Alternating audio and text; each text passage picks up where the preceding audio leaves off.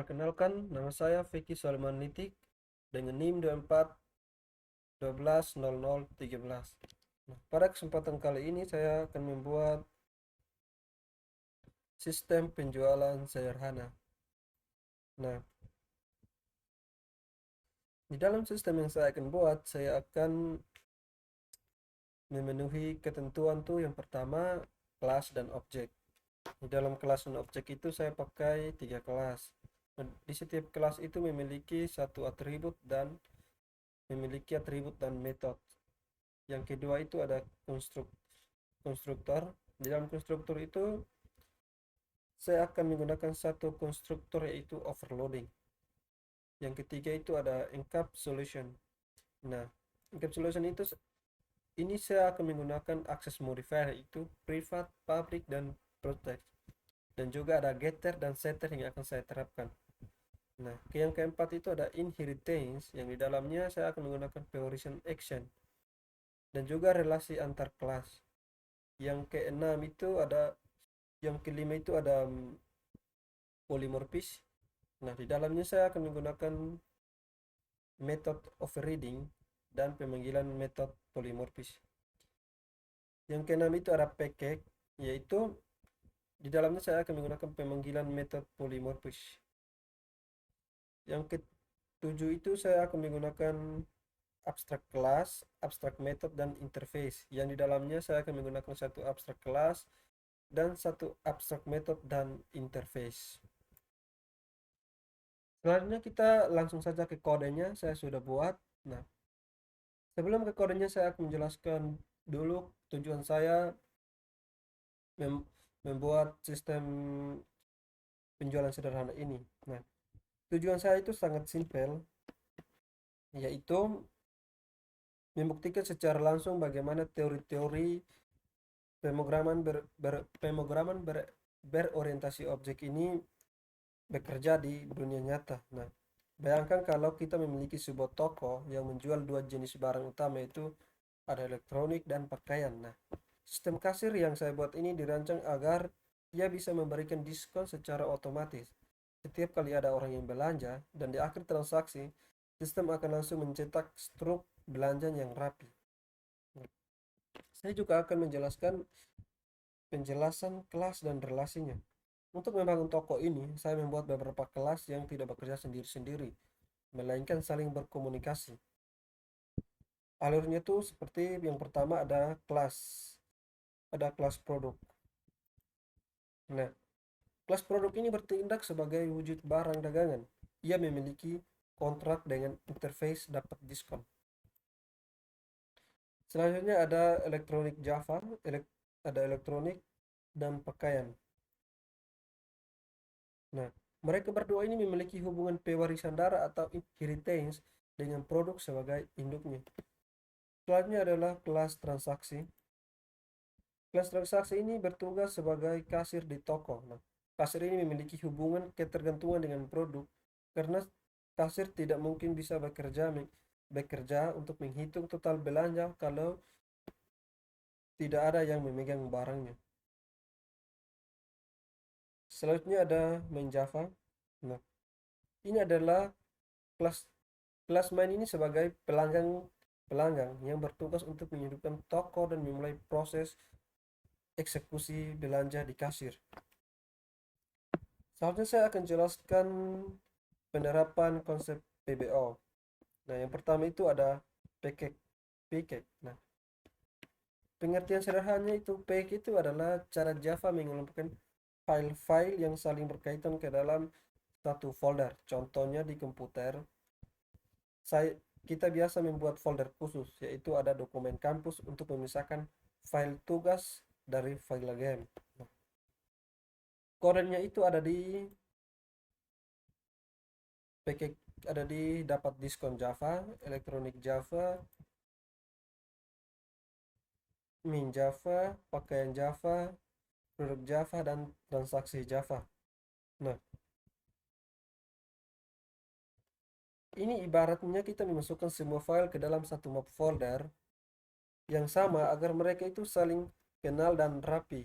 Nah, bagaimana jika tidak pakai? Maka file-file kode yang akan menumpuk berantakan di luar folder. Jika sistem tokonya semakin besar, maka ini sangat rawan menyebabkan error karena bentrok nama filenya. Selanjutnya ada interface. Nah, interface itu adalah sebuah surat kontrak yang isinya cuma daftar atau aturan wajib tanpa tanpa cara kerjanya. Contoh umumnya tuh seperti aturan semua kendaraan wajib itu punya mesin. Cara kerja mesin motornya itu beda dan mobil itu beda, tapi dua-duanya tuh punya mesin. Kodenya saya terapkan di dapat diskon. Yang ini public interface dapat diskon. Nah, interface ini adalah mutlak dari manajer toko. Nah, aturan ini memaksa bahwa semua produk yang dijual wajib memiliki fitur hitung diskon. Bagaimana jika tidak pakai? Programmer lupa memasukkan rumus diskon barang yang baru. Program akan mati mendadak tepat saat pelanggan sedang membayar di kasir.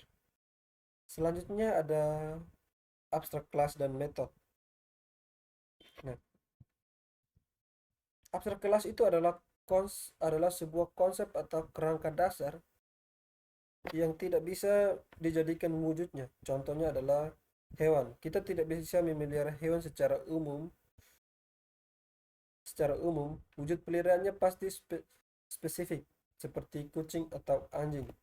Kodenya itu saya pakai di produk Java. Nah, yang ini ada public abstract class. Bagaimana jika tidak pakai? Maka seseorang itu bisa membuat objek kosong tanpa wujud dan ini akan merusak logika pendataan barang di database toko saya. Selanjutnya ada encapsulation. Nah, encapsulation itu adalah pengkapsulan atau proses menyembunyikan data sensitif di dalam sebuah berangkas tertutup. Contohnya seperti mesin ATM. Itu kita tidak bisa langsung mengetik atau mengubah saldo kita dari 1 miliar. Kita harus lewat jalur resmi itu setor tunai. Nah, kodenya saya gunakan di getter and setter, yaitu public string get nama dan public double string harga dan juga public void set nama dan public void set harga. Nah, ini adalah gembok pelindung data atau berangkas rahasia untuk mengakses atau mengubahnya. Orang luar harus lewat jalur resmi yaitu getter dan setter. Nah, bagaimana jika tidak pakai? Maka itu sangat berbahaya jika variabel harganya itu dibiarkan publik, maka pembeli iseng dari luar bisa mengetikkan laptop harganya itu nol, maka toko bisa bangkrut karena laptopnya itu jadi gratis. Nah, selanjutnya ada inheritance atau konstruktor. Kodenya ada di kelas elektronik. Nah, inheritance itu adalah pewarisan sifat dari bapak ke anak. Ibaratnya itu ada seorang anak yang otomatis mewarisi marga dari ayahnya, sedangkan overloading itu adalah pembuatan beberapa fungsi dengan namanya sama tapi inputnya beda. Contohnya adalah fungsi pesan minum, bisa pesan kopi saja atau pesan lengkap kopi ditambah gula. Nah, kodenya itu ada di kelas main pakai pakaian exchange produk.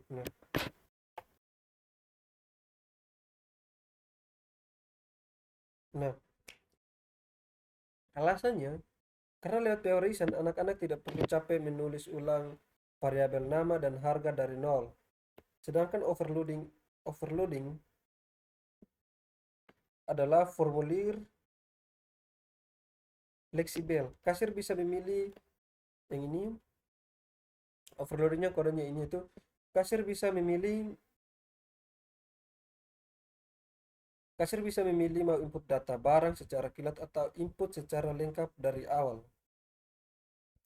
Nah, bagaimana jika tidak pakai? Tanpa overloading, maka sistem akan menjadi kaku. Saat kasir sedang mendaftarkan baju tapi tidak tahu ukurannya, maka sistem akan menolak dan error karena memaksa semua formulir diisi tanpa ampun. Nah, selanjutnya ada polimorfis. Nah, polimorfis itu seperti satu tindakan yang memberikan hasil berbeda tergantung pada siapa yang melakukannya. Contoh sederhananya adalah tombol play. Kalau di aplikasi video, tombol play itu memutar gambar. Kalau di aplikasi musik, tombol play itu adalah memutar suara. Tombolnya sama tapi hasilnya itu beda. Nah, di sini saya terapkan di main Java. Korennya itu ada di P tampilan info. Nah, ini adalah di kelas anak dan dipanggil untuk menggunakan satu perintah yaitu P tampilan info di main Java. Nah, hanya dengan satu baris perintah, Java secara otomatis akan mengenal wujud aslinya. Kalau itu laptop, maka yang dicetak otomatis adalah garansi. Kalau itu baju, yang dicetaknya adalah ukuran. Nah, bagaimana jika tidak pakai? Maka kodenya akan kotor dan sangat panjang. Maka saya harus menulis pengecekan kondisi manual pakai ratusan baris if else untuk mengecek setiap jenis barang satu persatu. Soalnya kita langsung run saja.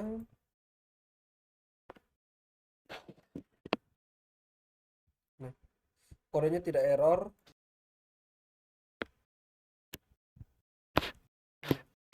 Di sini kesimpulan saya adalah ini membutuhkan sederhana saya ini dapat membuktikan bahwa pemrograman berorientasi objek itu membuat aplikasi kita menjadi sangat terstruktur, fleksibel, dan aman. Baik, sekian penjelasan dari saya. Terima kasih.